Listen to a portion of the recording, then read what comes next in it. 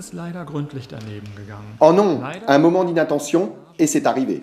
Malheureusement, de telles fuites ne sont pas rares dans le quotidien industriel. Si un plan d'intervention a été fait dans votre entreprise, vous pourrez intervenir rapidement et professionnellement dans une telle situation. Vous limiterez ainsi les pollutions de l'environnement et réduirez le risque pour vos collaborateurs. Avec un plan en 10 points, nous souhaitons vous aider en vous montrant comment mettre en place un plan d'intervention.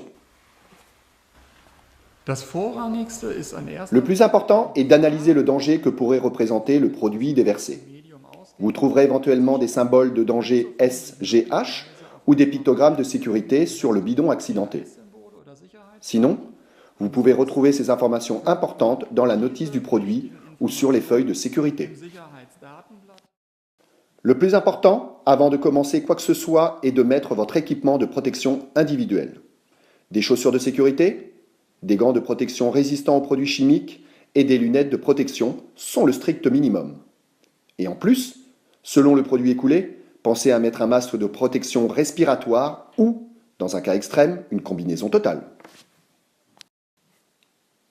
Dès que l'opérateur est équipé des EPI, il est important d'arrêter la fuite à la source afin de limiter la quantité de liquide déversé.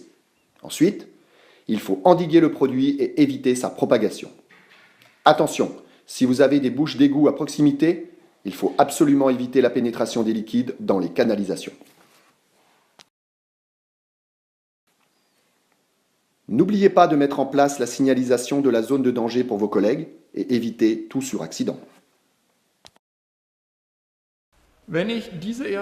Si vous avez suivi à la lettre les premières étapes, la source de la fuite est maîtrisée et vous avez sécurisé la zone. Il vous reste suffisamment de temps pour analyser calmement la situation avant de vous lancer dans les actions suivantes.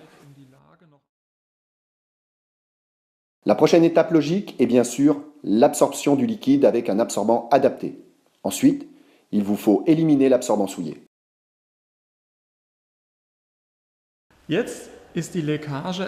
La fuite a maintenant été efficacement éliminée. Néanmoins, n'oubliez pas de vérifier s'il ne reste pas d'éventuels dépôts, films ou zones collantes sur le sol. Tout doit être décontaminé et éliminé, sans laisser de traces. Lors de l'élimination des déchets, il est important de jeter l'absorbant de manière appropriée. Celui-ci dépend des caractéristiques du produit absorbé. Il faut prendre en compte par exemple l'inflammabilité du liquide et sa valeur pH.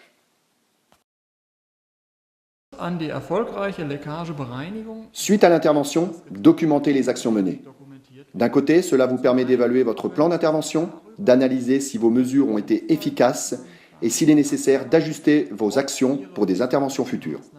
De plus, en cas de problème juridique, vous êtes couvert.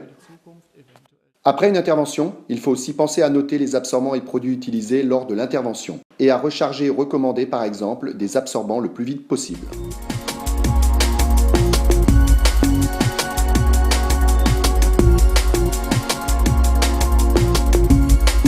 Notre centre de formation d'Enios Academy vous propose également d'autres formations de sécurité. Si besoin, nous pouvons les adapter selon vos contraintes et produits que vous utilisez le plus fréquemment.